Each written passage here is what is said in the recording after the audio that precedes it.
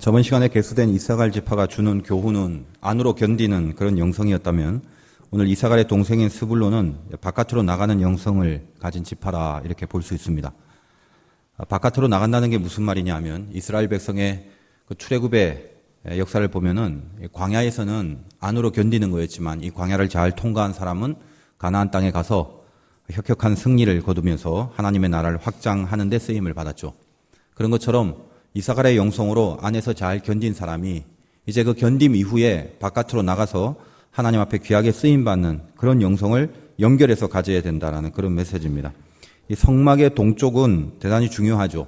이스라엘 백성들이 이동하는 가운데 한가운데 늘 성막을 두고 살았고 우리가 민수기를 한 주 한 주 이렇게 점검해 보는 지파의 수수는 이 성막의 밑에서부터 이제 동쪽으로 또 북쪽으로 서쪽으로 이렇게 이제 그 성막을 포진하고 있는 순서대로 사실은 이제 밟아가고 있다고 보면 됩니다. 그래서 이 동쪽은 유일한 문이었고 유다 지파가 지키고 있고 그 다음에 이사갈과 스불론이 지키고 있습니다. 알다시피 유다는 예수 그리스도를 탄생시킨 그런 지파고 복음의 핵심 지역이므로 하나님은 이미 성막을 만들 때 예수님 말고는 문으로 들어올 자가 없다라는 것을 메시지화 시켰는데 그 이사갈과 스불론이 같이 유다 지파와 있다라는 것은 이 유다라는 복음을 가지고 살아간다는 게 이사갈은 내적인 방어력, 복음을 붙들고 살지만 내적인 방어력이 있어야 되고 또 그 복음을 갖고 외적인 공격력을 갖춰야 되는 스불론처럼 있어야 된다는 것을 이 지파의 포진을 통해서 우리에게 메시지화 시키고 있습니다.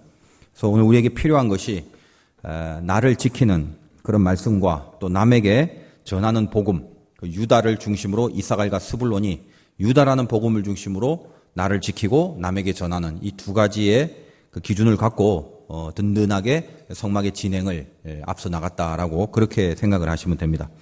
오늘 이 스불론 지파가 계수된 57,400명의 사람들은 이 스불론에서 계수되었다라는 의미는 한마디로 말하면 스불론은 이게 전하는, 전달하는, 복음을 전하는 그런 영성을 갖고 있는 자들인데 이 영성을 가진 자들이 하나님께서 싸울 만한 자로 여기셨다라는 것이 주제입니다. 전할 수 있는 믿음을 갖고 있는 자, 그것을 하나님께서 계수하셨다. 그래서 오늘도 스불론의 지파를 다루면서 전할 수 있는 믿음을 갖고 있는 자가 갖추어야 될 구체적인 내용이 무엇인지 한 두 가지 점을 점검해 보도록 하겠습니다. 첫째는 어떻게 쓰임 받느냐에 집중하는 것이 그것이 이제 전하는 믿음을 갖고 있는 자의 모습이라는 것입니다. 어떻게 쓰임 받느냐에 집중하는 것. 창세기 30장 19절에서 20절에 보면 스불론의 탄생 이야기가 나옵니다. 거기에 이렇게 적혀져 있습니다. 레아가 다시 임신하여 6째 아들을 야곱에게 낳은지라. 레아가 이르되 하나님이 내게 후한 선물을 주시도다. 내가 남편에게 6 아들을 낳았으니 이제는 그가 나와 함께 살리라 하고 그의 이름을 스불론이라 하였으며 그리고 거기 스불론의 관주에 거함, 함께한다, 거함 이렇게 쓰여져 있는 모습을 보게 됩니다. 이런 얘기입니다. 레아가 아들을 계속 낳죠. 그러나 야곱이 자기를 사랑하지 않았습니다. 이사갈을 낳고 나서 6번째 아들 스불론을 낳고 나니까 마음속에 이런 생각이 드는 거죠. 이쯤 되면 이제 야곱이 영원히 나와 함께 살지 않겠는가. 막연한 이제 바람입니다. 아들을 많이 낳다 보니까 마지막으로 이 스불론을 놓고 이제 영원히 야곱은 내 편이 되지 않았는가. 그러지 않겠는가. 이런 그 마음의 소원을 담아서 이름을 뭐라고 줬냐면 거함, 거한다. 스불론이 그런 의미거든요. 그렇게 이름을 지었습니다. 지금까지 사실 레아는 야곱을 좋아했지만 그때그때마다 순간순간 늘 라헬에게 빼앗기는 아픔을 갖고 있었지 않습니까? 그래서 틈만 나면 야곱을 자기 편에 이렇게 들여보내려고 순간적인 어떤 그런 사건들을 계속 이렇게 단발적으로만 해왔는데 스불론을 딱 놓고 나니까 이제 레아의 마음에 이제 드디어 야곱이 반짝 나한테 한 번씩 다가오는 그런 게 아니라 영원히 좀 함께 있었으면 좋겠다. 그것을 염원하는 마음이 생겼다는 것입니다. 그래서 나와 함께 살리라라고 이야기를 하고 나와 함께 거한다. 거함이라는 이름을 스불론이라는 이름을 지었다라는 것입니다. 근데 이 거함이라는 단어가 신약 성경에는 요한복음 1장 14절에 우리가 알고 있는 유명한 말씀 중에 말씀이 육신이 되어 우리 가운데 거하시매라고 할 때 그 거하시매라는 것과 같은 건데 그 거하다란 말이 헬라어로는 에스케노센이란 말입니다. 원래의 뜻이 장막을 치다, 성막을 치다 이런 의미입니다. 이스라엘 백성에게 있어서 장막과 성막은 오늘날 교회를 의미하는데 무조건 하나님이 함께 하심을 말하는 거죠. 이스라엘 백성들의 전체 진행 과정 가운데 항상 성막을 놓았고 민수기에 계수한 순서가 성막 주변을 포진한 순서대로 돌았다는 것 자체도 제일 중요한 게 지금 성막이라는 걸 이야기하는 겁니다. 그래서 거했다. 말씀이 육신이 되어 우리 가운데 거했다. 우리 가운데 장막을 쳤다. 이 말과 같다라는 것입니다. 신앙생활하면서 많이 듣는 말 중에 이런 거잖아요. 하나님 우리와 함께한다. 그래서 임마누엘. 그래서 늘 자주 쓰는 것이 하나님이 함께 하십니다. 뭐 하나님이 함께 했으면 좋겠습니다. 이런 건데 우리가 신앙생활 하는 데 있어서 이렇게 말을 많이 하나님과 함께 한다는 말을 많이 하듯이 우리가 믿음의 삶을 살아갈 때 그 믿음의 생활의 궁극적인 목표가 뭐냐라는 거죠.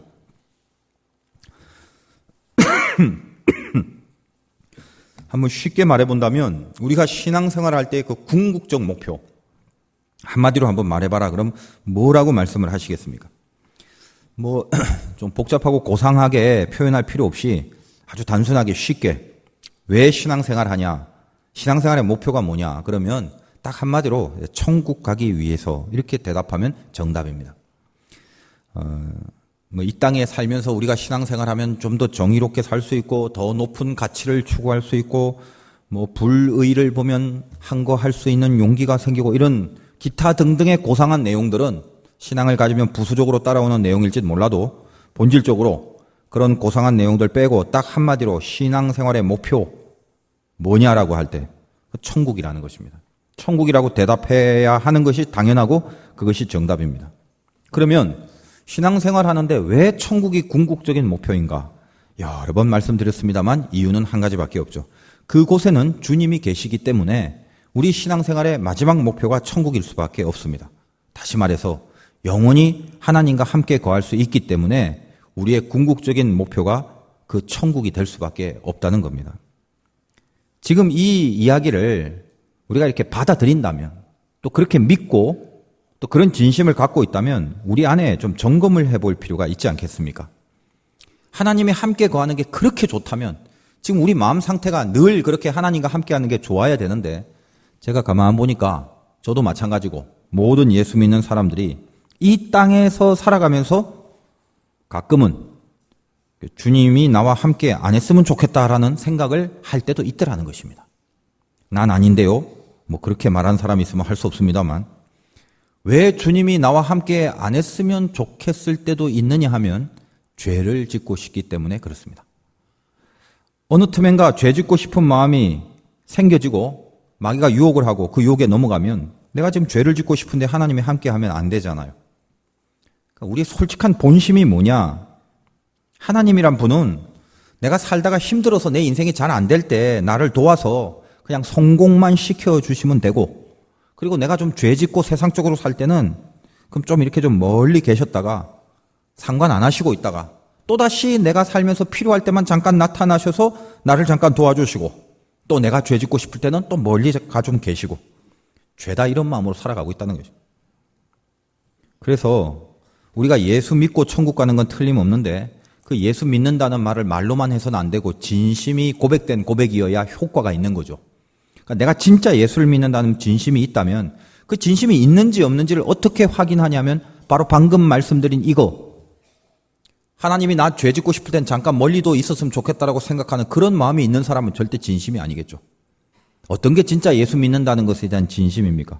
어떤 경우라도 한시라도 빠짐없이 주님이 나와 함께 하기를 염원하는 그 염원이 있어야 진심이겠죠. 근데 뭐 우리가 부족하니까 꼭 그 염원까지 안 가더라도 내가 죄 짓고 싶을 때는 좀 하나님 없어져 주세요. 늘 같이 하시면 굉장히 피곤해요. 잠깐 쉬고 계시다가 필요할 때만 부를 때 그때만 나타나시면 돼요. 평생 이런 마음으로 만약 살아간다면 아직은 그런 사람은 천국으로 가는 여정이 멀고 험하기만 한 사람일 것입니다.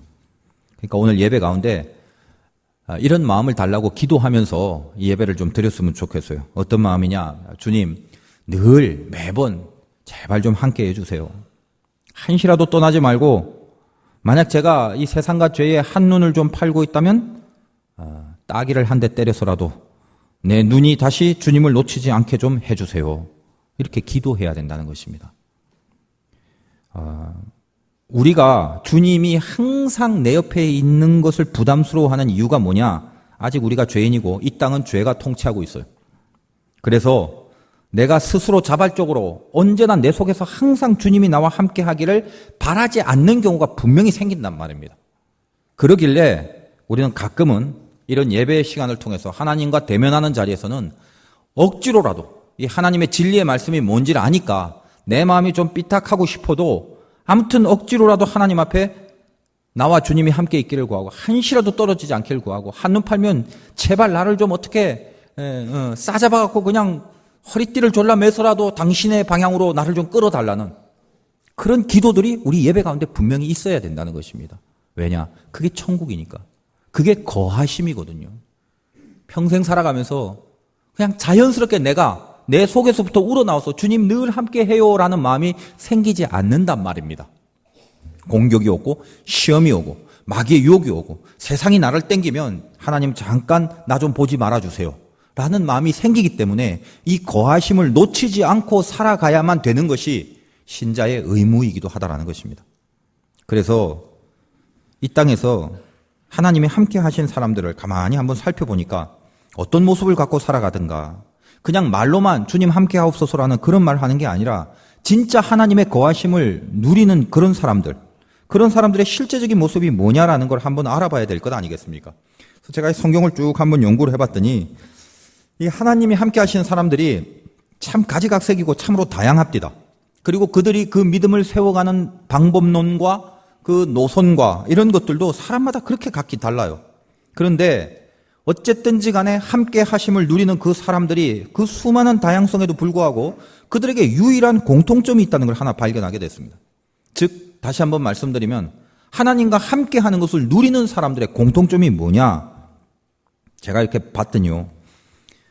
모두 다 하나님을 전하는 데 쓰임 받고 있더라는 것입니다. 그게 공통점이에요. 스불론의 영성이 바로 그런 겁니다. 스불론의 이름이 함께 거한다라는 뜻이라고 그랬죠. 얼마나 염원을 했습니까? 레아가 제발 이제 반짝반짝 순간순간 내 좋을 때 내 필요할 때가 아니라 좀 야곱이 영원히 나와 함께 했으면 좋겠다. 그게 스불론이거든요. 그러니까 이 함께 하신다는 이 영성, 하나님이 거하시는 그 인생, 하나님이 함께 하니까 그 다음에 바로 연결되는 게 하나님을 전하는 데 쓰임받는 인생이 되더라는 것을 성경을 통해서 발견하게 됩니다.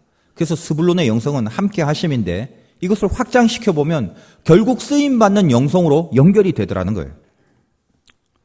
우리가 보통 함께 하신다라는 말, 거한다라는 말을 조금 쉬운 말로 표현하면 동행이란 말 자주 씁니다. 하나님과 동행한다.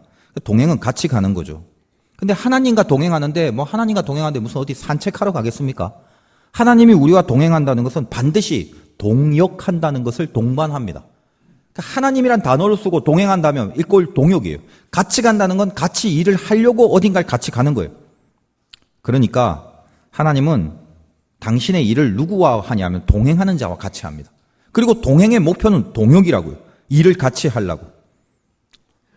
모든 성경의 영웅들이 동일한 내용 하나, 말씀드렸다시피 하나님의 뜻을 전하는 일에 쓰임받는 인생으로 살더라라는 거예요.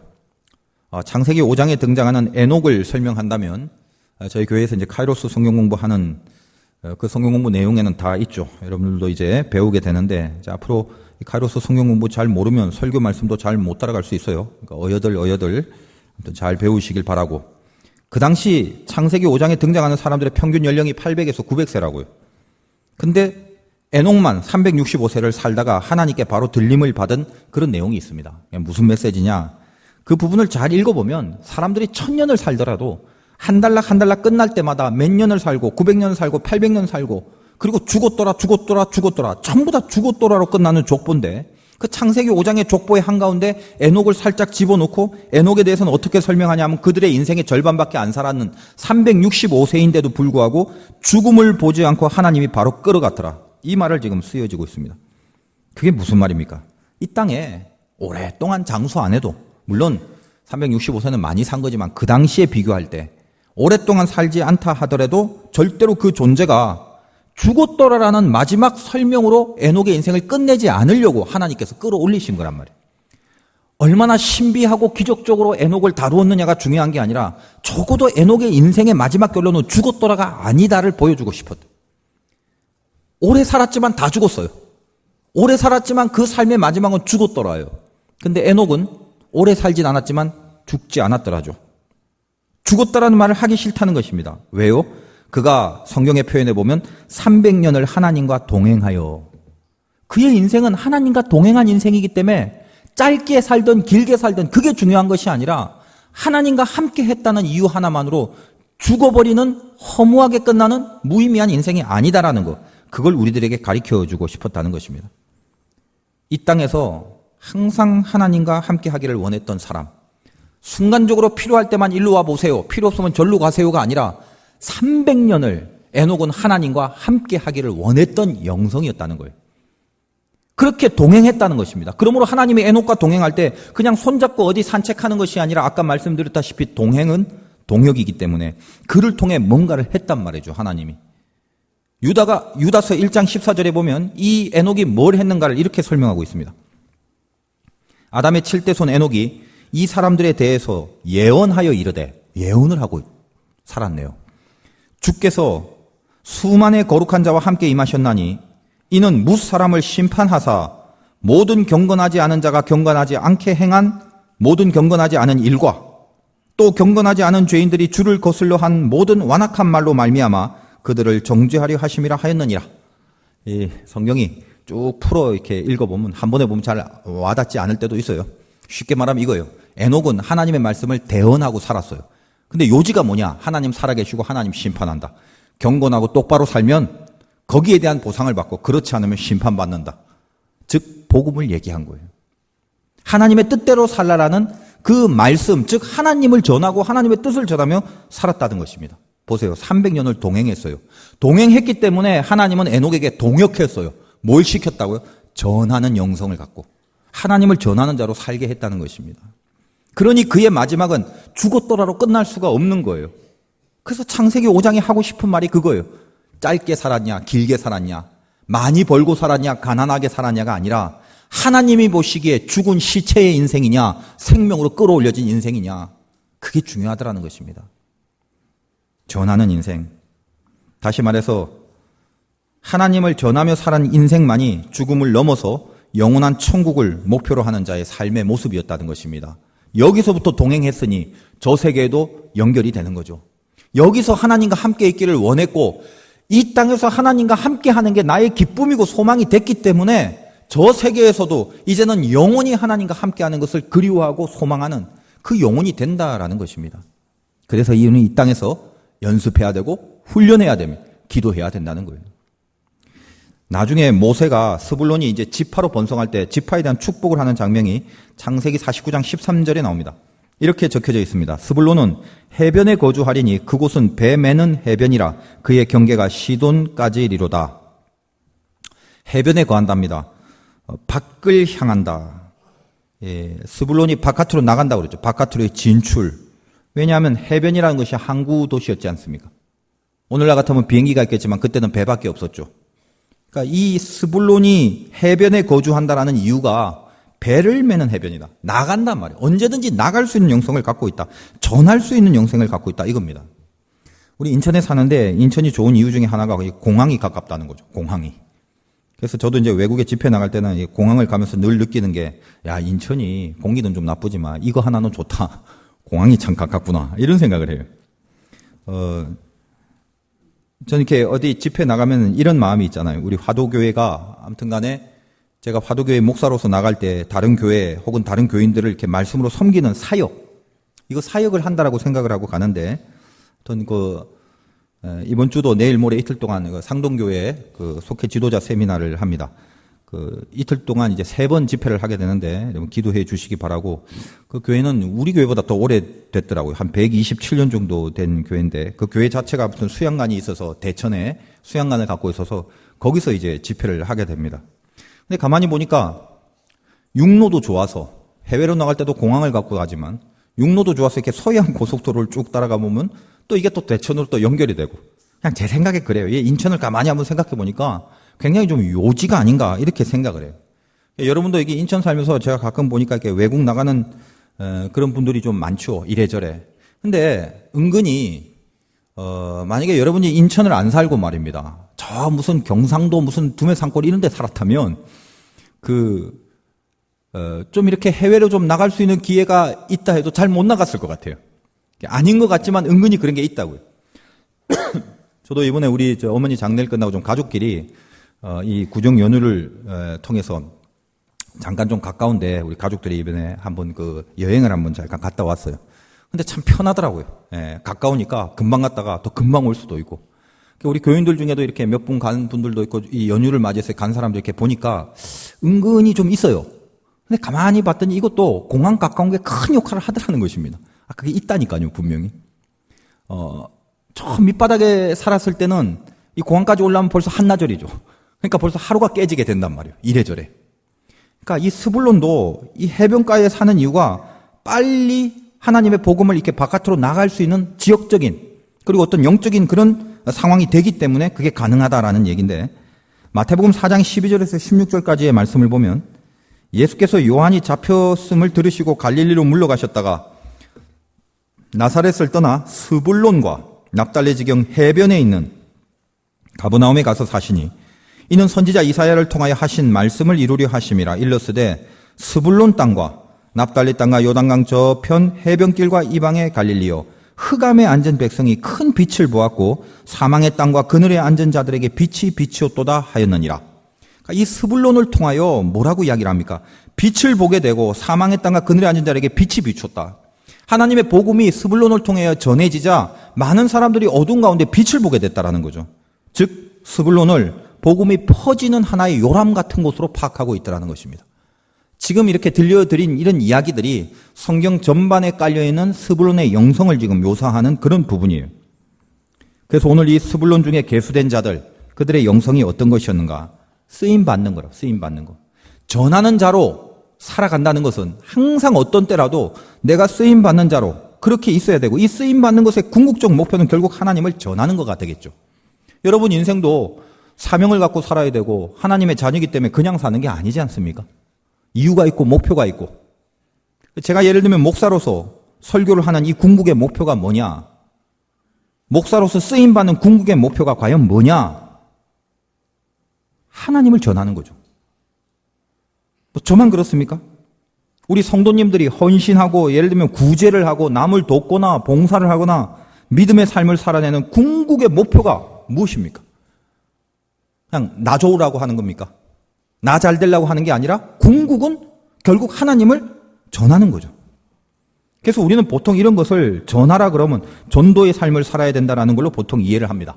뭐 전도라는 거 중요한 거죠. 하나님을 전하는 걸 전도라고 볼 수도 있습니다. 그런데 이 전도라고 딱 해보면 우리가 이게 한국적인 상황에서 전도라는 것에 대한 개념을 이제는 좀 잘 정립해야 될 필요가 있지 않나 이렇게 생각을 합니다. 여러분 인생에 전도해야 되고 하나님 전해야 됩니다. 그게 스불론의 영성인데 개념 잡고 가야 된다는 거죠. 이런 거예요. 보통 이렇게 이제 한국 교회 상황에서 전도 그러면 특별한 어떤 이벤트처럼 생각하는 경향이 굉장히 많습니다. 그래서 전도하라 그러면 마음에 부담도 팍 와요. 그러니까 어떤 이벤트를 치러야 되고 또 어떤 하나의 행사를 해야 된다라는 것에 대한 부담이 이렇게 있다라는 거예요. 그래서 보니까 이렇게 많이 좀 변질이 된 것 같아요. 이 전도라는 개념이. 복음 선포라는 건 예전에 예수가 누군지도 모를 때, 아직 우리나라에 이 기독교가 들어오지 않을 때나 아니면 지금도 어떤 오지에 나가서 예수가 뭔지도 모르는 그곳에는 복음이라는 거예요. 예수가 누군지 뭐 전도지도 좀 돌리고 예수가 누군지 선포하고 그래야 되지만 지금 이 나라의 한국에서의 전도는 이제 다시금 조금 생각해야 될 점에 다다르지 않았나 생각을 합니다. 이제 이 기독교의 핵심 복음을 모르는 사람이 없고 예수를 모르는 사람이 이제는 별로 없어요. 특히 한국적 상황에서 인구 대비 이처럼 많은 신자를 보유하고 있는 이 나라에서 예수가 누군지를 모르는 사람은 없습니다. 그리고 교회를 온다면 오는 대부분의 이유가 수평 이동이 거의 대부분이죠. 그러니까 예를 들면 이사를 해서 교회를 옮긴다든지 아니면 어떤 섬기고 있던 교회에 문제가 있어서 다른 교회로 옮긴다든지 이렇게 옮기는 게 참 많다라는 거예요. 그러니까 더 이상 우리가 이 하나님을 전한다라는 이 귀한 내용을 그냥 어떤 프로그램이나 행사화 시켜서 빨리 예수를 알려야 된다. 하나님을 전하는 오늘 며칠부터 며칠까지는 나가서 이런 전도를 해야 된다라는 그런 프로그램이나 행사로 때우는 인생이 돼서는 안 된다라는 거죠. 그러니까 하나님을 전한다는 게 이제는 우리 다 알아요. 웬만큼 예수님이 누군지 안단 말이에요. 그러니까 특별한 날에 특정한 프로그램을 갖고 예수를 전하고 또 금방 끝나고 이런 식의 전도의 어떤 그 행사들, 전도의 이벤트들, 그걸 하고 한번 했다 치고 또 한번 했으므로 나는 만족하며 전하는 삶을 살았다라고 때우시지 말라는 거죠. 참 귀한 인생인데 전한다는 게 이게 어떻게 행사처럼 끝낼 수 있겠습니까? 바람처럼 한번 불었다가 또 바람처럼 사그러지고 또 다음번에 한번 또 전도하는 걸 바람처럼 불어보자 이런 것도 아니라는 것입니다. 하나님 전한다는 것은 깊은 그 뿌리의 정신이 있습니다. 우리가 초대교회로 돌아가자 하는데 이 초대교회는 어떻습니까? 일상의 삶, 그냥 평범하게 살아가는 삶의 목표가 늘 하나님 전하는 거라고. 이게 얼마나 근본적인 차이가 있으신지 아십니까?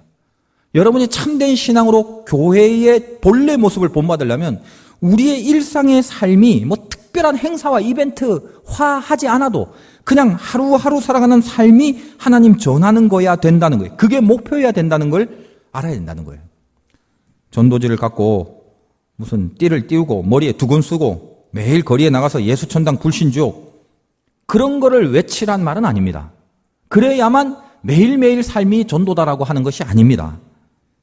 스불론이 밖으로 나간다고 그랬죠. 바깥으로 나가서 하나님을 전하는 역할을 한다. 지금까지 계속 말씀드렸습니다만 이 바깥으로 나간다는 이 전한다는 뿌리에는 뭐가 있었냐면 하나님이 함께 거하심이란 영성이 있었죠. 그러니까 스불론의 인생이 하나님의 함께 거하심이란 영성이 아니라면 즉 일상의 삶에서 하나님이 자기 안에 거하게 했기 때문에 하나님은 자연스럽게 당신이 그 안에 거하기 때문에 당신이 전해지는 통로로 스불론이라는 영성을 쓴 거죠. 우리 인생도 마찬가지입니다. 하나님을 전하는 게 매일매일의 삶이 돼야 된다는 건 어떤 행위와 행사와 이벤트가 아니라 매일매일 내 안에 하나님의 거하심을 지켜내는 것으로서 내가 하나님을 전하는 자로 주님께서 매일매일 매번 사용하실 수 있어야 된다는 것입니다. 뭐가 중요하다고요? 전하기 전에 하나님이 함께 거하시는 그 존재가 되는 거예요. 그게 제일 중요하다는 것입니다. 그런데 가만 보면 우리들의 전도가 무엇입니까? 전도하라면 부담되죠. 뭔가 말을 해야 될 것 같고 뭐라도 들고 가고 전해야 될 것 같고 그러다 보니 무슨 전도 폭발 훈련, 전도 무슨 훈련, 전도 뭔 훈련 그러니까 교회에서는 뭐 몇 월 몇 시까지 뭐 몇 명 뭐 이런 거 나쁘다는 게 아닙니다. 다 거룩한 것이고 귀한 목표죠. 근데 그런 건 얼마든지 해치워 버릴 수 있잖아요. 나오시오 해서 동원해서 한번 해낼 수 있잖아요. 그거 하고 나면 또 얼마나 뿌듯해요. 뭔가 한 것 같고. 그러나 하나님은 그 정도 차원에서 너희가 나를 전하는 자라라고 그렇게 평가하지 않습니다. 뭐가 더 중요하다고요? 스불론은 하나님의 함께 거하심. 내 속에 하나님이 거하지 않는데 전도라는 행위와 그 전도라는 이벤트가 뭐가 그렇게 큰 의미가 있겠어요? 굉장히 중요한 겁니다만 거하심에서부터 연결된 사건으로 드러나길 원하시기 때문에 하나님을 전한다라는 깊은 메시지 안에 나에게 요구하시는 주님의 뜻은 네 안에 내가 거하도록 그 삶을 살아라는 거예요. 근데 그런 삶을 살지 않으면서 극단적인 예를 들면 마치 입으로 저 세상에 나가 자기만이 굉장히 수준 높은 진리를 아는 것처럼 예수 믿으면 구원 얻는데 니네는 모르고 살지 하면서 세상적으로 나보다 돈이 많고 세상적으로 나보다 명예와 권력이 높은 사람이라도 내가 믿는 예수에 대한 진리는 너는 모르는구나 라는 이상한 영적 교만에 빠져서 삿대질과 눈을 부라리며 어깨에 힘주고 목에 힘을 주며 예수 안 믿으면 큰일 난다라는 식으로 전하고 달아가더니 그런 것을 전도라고만 여기고 살아간다면 그래서 늘 목에 힘이 들어가 있는 그런 상태로 남의 틀린 것과 믿지 않는 것을 지적만 하고 살아가는 그런 게 전도라면 하나님이 원하시는 전도가 아니겠죠. 어떤 게 전도입니까? 어떤 게 하나님을 전하는 자의 삶입니까? 그냥 평범하게 살고 있었는데 가만히 살고 있었을 뿐인데 어느 날 문득 옆집 사람이 오더니 큰 고난 가운데 당신이 다니는 교회가 어딘가요? 그냥 가만히 나는 살았을 뿐인데 어느 날 몰래 다가와서 어디 교회 다니세요? 왜요? 제가 당신이 다니는 교회 좀 가고 싶어요. 라는 말을 자연스럽게 할 수 있도록 만들어내는 인생을 사셔야 된다는 것입니다. 아시겠습니까? 제가 인생에 처음으로 제대로 믿음을 가지고 살아야겠다라는 생각을 하고 처음 나간 교회가 부산에 있는 북부산 교회라는 데인데 아무런 전도도 받지 않았어요. 제 발로 찾아간 교회였습니다. 제 주변에 제 친척들 중에는 이렇게 예수 믿는 사람이 없었어요. 제가 어머니 장례 때 현격히 느꼈는데 친척들이 와서 금방 왔다가 그냥 갔어요. 너는 목사니까 교인들이 다 알아서 해줄 거다. 그래서 그냥 뭐 오래 있지도 않았어요. 그냥 하고 그냥 갔는데 그 당시 유일하게 예수 믿는 사람이 사촌형이 하나 있었는데 저하고 굉장히 친했어요. 늘 같이 지내는데 평일날 늘 같이 지내다 딱 주일만 되면은 양과 염소가 갈라지듯이 분리가 돼요. 그 형은 교회를 가요. 성경책을 갖고. 저는 생판 잘 놀다가 주일만 외롭게 이상하다. 왜 이날은 나하고 안 놀지? 늘 의문점이었어요. 어느 정도로 교회를 가냐면 주일날 새벽에 학생의 새벽 기도가 있어서 청소년부 새벽 기도를 나가요. 주일날 새벽에 있어요. 그리고 종일 교회에 있는데 저녁 예배는 학생의 성가대를 쓰기 때문에 저녁 예배까지 드리고 저녁 예배 마치고 다음 주 찬양 연습을 위해서 또 교회에 남다 보니까 10시, 11시가 돼서 집으로 와요. 그러니까 종일 새벽부터 주일을 교회에서 사는 거예요. 근데 그 형이 참 보면은 누구한테 욕 한 번 안 하고 남한테 나쁜 소리 한 번 안 하고 제가 봤을 때도 친척이지만 참 착하고 선하다. 천사 같다 이런 생각을 해요. 어느 날 자꾸 주일날만 혼자 가니까 심통이 나서 제가 성경책을 뺏어서 감췄죠. 그랬더니 갑자기 화를 확 내면서 빨리 성경책을 내놓으라고. 제가 그 형 화내는 모습을 처음 봤어요. 근데 그 화에 제가 그걸 보고 질려버렸어요. 그냥 찾아줬어요. 도대체 뭐길래 교회가? 이게 뭐가 그렇게 중요하다고 이렇게 친하게 나하고 놀면서 어떻게 주일날만 되면 이렇게 달라질 수가 있을까? 이런 생각을 했어요. 근데 저한테 교회 가자는 말은 한 번도 안 했죠. 물론 제가 가자고 했더라도 안 갔을 것이 분명합니다만 참 이상했어요. 근데 그 형이 저보다 공부를 못했으면 왕무시를 했을 건데 그렇게 주일날 하루 종일 교회에 살면서 대부분 그때는 월요일날 시험 보잖아요. 학생들한테. 시험을 치면 늘 1등만 하는 거죠. 대학 입시를 전국 4등의 성적으로 서울대가 당시에 서울대 전자공학과가 법대 커트라인을 능가했을 때 그때 전자공학과에 입학을 했고 예전에도 한번 이 말씀 드렸는데 서울대 내에 전체 수학 경시대에서 1등도 했어요. 지금은 이제 넥스트리밍이라는 IT 회사에서 CEO로 있는데 그 모든 회사의 경영을 기독교 방식을 다 적용시켜서 그렇게 하기 시작하면서 나날이 성장을 하게 되는 아주 바람직한 은혜로운 그런 기업을 운영하고 있습니다. 그렇게 친한 형이었는데도 단 한 번 저한테 교회 가자는 말을 안 했단 말이에요. 어느 날 제가 인생에 시련이 닥칠 때, 물론 어렸을 때 시련입니다만 시련은 시련이죠. 제 속에서 안 되겠다, 혼자 살 수는 없다, 하나님을 한번 믿어야겠다 이렇게 생각하고 제가 제 발로 교회를 다니겠다고 결단하고 제 발로 교회를 처음 찾아간 그 교회가 어디였냐면 어딘지 어디에 무슨 교회가 있는지 모르니까 저희 사촌형이 다니는 교회였어요. 교회 마당을 밟고 본당으로 들어가는데 날 보고 이렇게 그냥 환하게 웃는 그 사촌형의 모습이 지금도 생각이 납니다. 지금까지 한 번도 저한테 교회에 나오란 말을 안 했어요. 근데 내가 내 발로 우리 사촌형이 다니는 교회를 찾아간 게 저의 처음 신앙 생활이었습니다. 그렇게 사시라는 거예요. 그게 스불론입니다. 깊이 하나님이 함께 거하는 인생을 사니까 결국 하나님을 전하는 것으로 역사가 연결이 되게 돼 있다는 거예요. 여러분, 예수를 어떻게 전하느냐, 어떻게 말을 잘할까, 어떻게 잘 설득을 할까, 어떤 성경의 내용을 더 알까, 이거보다도 물론 그것도 중요하지만 여러분 옆에 사람이 오고 싶게 만들어야 돼요. 딱 사람을 보면 옆에 가기도 싫은 사람인데 그 사람이 예수만 전하고 있으면요, 사람들은 예수 옆에도 가기 싫어한다는 걸 아셔야 됩니다. 삶으로 하나님이 함께 거하신다는 내용을 살아내시는 것이 하나님을 전하는 가장 좋은 방법이에요. 전도하지 말란 내용이 아닙니다. 가만히 있으란 내용이 아니란 말이에요. 진짜로 하나님이 원하시는 전하는 자가 되라 이 말이죠. 하나님이 거하시게 하는 삶부터 살아내야 되는 거예요.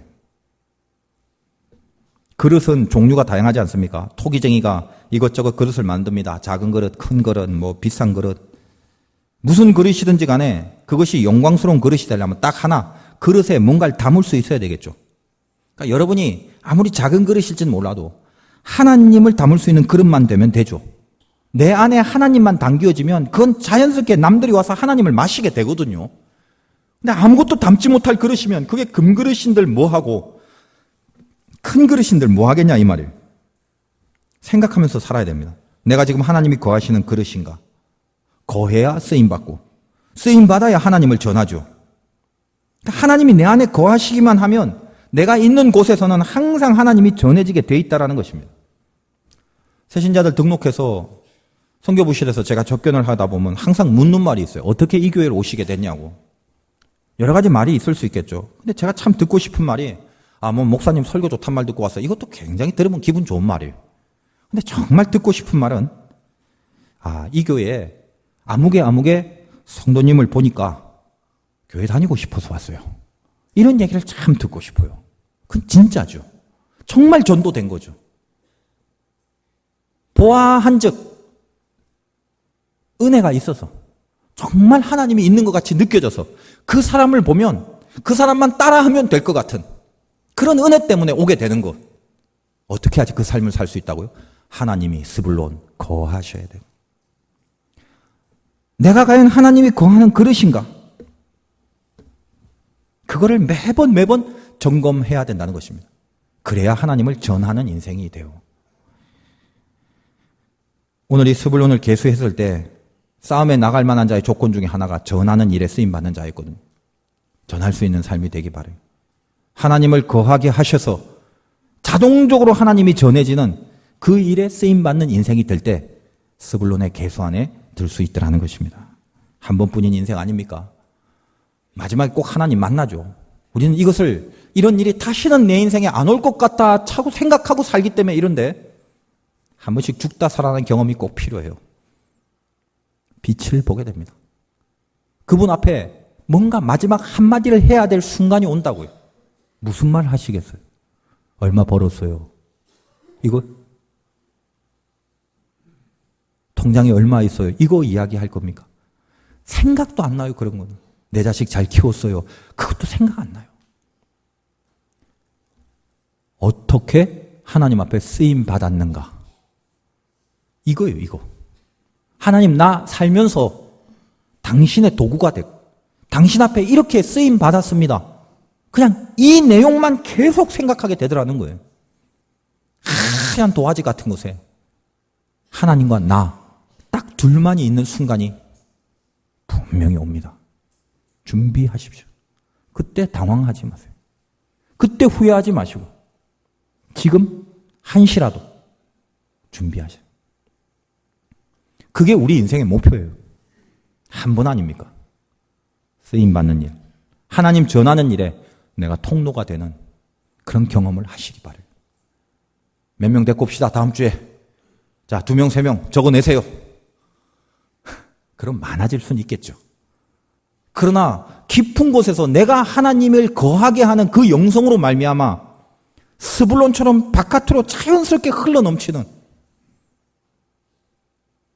진짜 전도, 진짜 하나님을 전하는 그 인생, 거기에 여러분들이 계수되기를 바라요. 하나만 더 얘기한다면 전할 수 있는 믿음이라는 건 이제 두 번째로 어떤 상황이라도 주저하지 않는 겁니다. 상황을 주저하지 않는 거.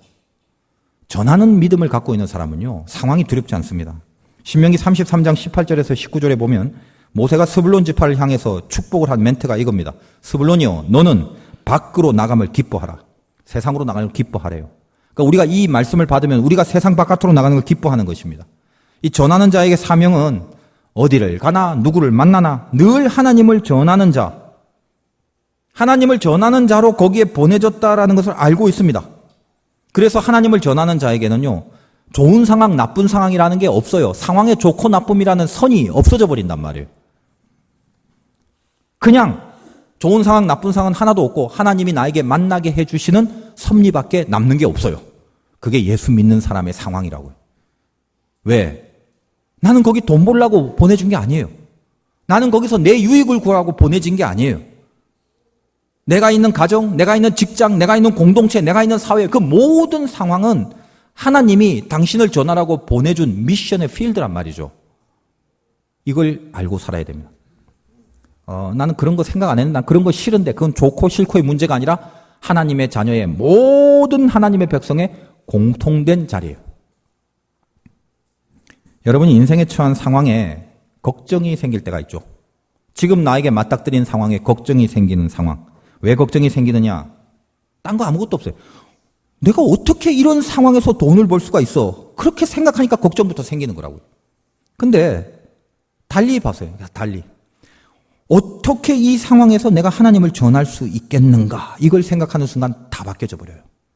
여러분이 걱정이 되는 이유가 또 뭐예요? 어떻게 하면 성공할 수 있냐? 이걸 생각하니까 두렵기도 하고 그 상황이 못마땅하고 피하고 싶고 그렇죠. 근데 동일한 상황이라도 어떻게 하나님을 전할 수 있을까? 이걸 생각하면 어떤 상황도 두렵지 않게 된다는 것입니다. 우리가 어딜 가나 무슨 전도사, 선교사, 목사가 되란 말은 아니에요. 그렇게 살아내란 말이 아니라 신자의 운명이라는 게 벌써 돌아가는 원리가 있는데 믿음을 중심으로 돌아가게끔 돼야 된단 말이죠. 믿음이라는 건 우리 의식의 기준인데 내가 무슨 상황을 만나든지 간에 비록 그렇게 잘 할 수 있을까 없을까는 둘째 치고라도 내가 먼저 가져야 될 의식의 그 내용이 뭐냐라는 거예요. 내가 던져진 곳은 하나님이 나를 보낸 곳이다라는 거예요. 내가 지금 만난 상황은 어떤 뜻을 이루기 위하여 나를 그쪽으로 보낸 것이다라는 그 믿음이 중심으로 돌고 있어야 된다는 거예요. 그 다음에 그 일을 잘 해내든 못 해내든. 근데 어때요? 남들이 다 싫어하는 곳에 내가 던져지면 나는 예수 믿는데 남들보다 좀 나아야 되는데 왜 나도 이렇게 못난 상황을 만나? 이렇게 생각하거든요. 분명히 나에 대한 어떤 뜻이 있는데 그래서 주어진 상황은 하나님이 주신 건데 그걸 다 놓쳐버리고 잊어버리고 남들과 안 믿는 사람들과 똑같은 기준으로 나에게 주어진 상황을 평가하고 다루고 있으니까 여러분 우리의 삶이 어떻습니까? 의식. 하나님이 분명히 어떤 뜻이 있다라는 믿음을 어떤 상황이든지 간에 그걸 딱 붙잡으면 나머지 것들은 이렇게 그 다음에 줄을 서게 돼 있단 말이에요. 근데 이 가장 중요한 걸 놓치니까 항상 번잡하고 복잡하고 생각의 정리가 안 되는 법이에요. 제일 중요한 걸 놓쳐버리니까. 지금 걱정되는 상황이 있지 않습니까? 걱정하지 마세요. 주저하지 마세요. 그 상황을 만나는 걸 두려워하지 마십시오. 아이고 내가 잘못 판단했는데 그때 이쪽으로 갈 걸. 아니요. 그때 잘못 판단한다 할지라도 살아계신 하나님은 여러분이 잘못 판단했다고 생각되는 그 상황마저도 손대주실 수 있는 분이란 말이에요. 떨지 마세요. 그곳에서 내가 해야 될 일이 있단 말이에요. 나를 통해서 하나님이 요구하시는 게 분명히 있어요. 주저하지 말라는 거예요. 초대교회 빌립 지사 설교 잘했어요. 도시에서 얼마나 많은 쓰임을 받았는지 몰라요. 갑자기 성령이 즉 하나님이 일부러 빌립을 광야로 내몰았어요. 광야라는 상황이 탁 벌어졌는데 사람이 아무도 없어요. 젠장 이게 뭐야.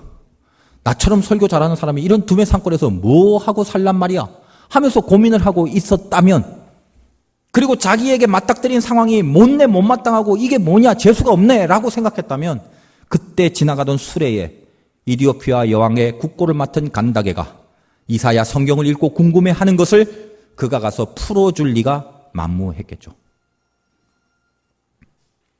어떤 것입니까? 내가 이 주어진 상황이 하나님께서 나에게 준 상황이라는 걸 믿고 있었기 때문에 지나가는 수레를 놓치지 않았어요. 자기한테 주어진 기회를 절대 놓치지 않았단 말이에요. 하나님은 우리들에게 숱한 섭리의 물결을 보내주시는데 그 상황에 대한 믿음이 없다 보니까 나에게 떨어질 은혜들을 스스로 다 놓쳐버리고 살아가는 거예요. 세상 사람들과 똑같이 걱정하고 원망하면서요. 바울이 유라굴라라는 광풍을 만났을 때 죄인으로 감옥에 가는 것도 처참해 죽겠는데 광풍까지 만나? 이랬다면 그 배가 구원의 여망이 있는 배로 남았겠습니까? 다 산산조각이 나고 박살이 났겠죠. 그러나 그 광풍의 상황은 바울로 하여금 그 안에 있는 모든 사람들이 죄수인 바울의 말에 주목하게 만들고 하나님의 영광을 선포하게 만들죠. 우리에게 주어진 상황 주저하지 마십시오. 아닐 것 같은데? 틀릴 것 같은데 하고 걱정하지 마십시오. 가져야 될 것은 어디에 던져지든지 간에 여기서 하나님을 전하는 하나님의 영광을 어떻게든 빼내려는 중심에 강한 불만이 있으면요. 다른 모든 것들이 합력하여 여러분이 가는 모든 상황들을 주께서 해결하시고 주께서 극복하게 해주십니다. 그게 우리 믿음이죠. 출애굽기 28장 17절에 보면 스불론 지파의 보석이 녹주옥인데 에메랄드 같은 보석이래요. 카벙클이라는 히브리 말을 쓰는데 반짝반짝이란 뜻이랍니다. 어떤 거예요? 등대불에 이용하는데 어두울 때 이 등대불이 돼서 길을 찾게 만드는 거죠. 어떤 상황에 우리가 던져지면 우리는 녹주옥과 같은 그 상황의 등대가 됩니다. 이게 맞다. 여기가 진짜다. 그래서 많은 어려운 상황 속에 우리가 들어가기만 하면 거기서부터 길이 열리게 된다는 거예요. 여러분, 못마땅한 사람 만날 때 있죠. 생각지도 못한 사람들 만날 때 있습니다. 그러면 그 만남을 애초부터 피하거나 겁내하거나 부담 갖지 마세요. 주저하지 마세요. 왜 주저하지 않는가? 마음속에 의식을 갖고 있어야 된다고 그랬죠. 어떤 의식이요? 사람을 만날 때는 저 사람은 어떻게 하나님의 은혜와 만날까? 아니, 그 다음에 그렇게 되든 말든 본인이 그걸 위하여 얼마나 열심히 뛰든 안 뛰든 그건 둘째치고라도 의식 자체를 누구를 만나든지 간에 비록 못마땅한 사람일지라도 그 사람이 어떻게 하나님을 만날까를 의식해 달라는 거예요. 그게 신자의 삶이라는 거예요. 어떤 사건에 갈 때가 있고 어떤 장소가 있겠죠. 못마땅하고 원치 않은 상황. 그러나 거기서 하나님의 뜻이 뭔가 그 의식을 잊지 마세요. 에이, 이게 뭐야? 큰일 났네? 빨리 벗어나고 싶어? 혹은 눈 감고 못 본 척? 그러지 말라는 거예요. 하나님은 우리들에게 수많은 섭리를 펼치십니다. 내가 알지도 못하는 기가 막히고 신비한 방법으로 나를 이끄십니다. 그래서 그곳에 던졌다면 내가 가져야 될 의식 하나, 여기서 하나님 앞에 무슨 영광을 돌릴까? 여기서 어떻게 하나님 앞에 쓰임받는 사람이 될까라는 의식 하나만 꼭 붙잡고 있다 할지라도 다른 모든 것들은 하나님께서 알아서 끼워 맞춰 우리의 삶의 줄을 서게 만들어 주십니다. 거기서 반드시 영광이 드러나게끔 하신다는 거예요.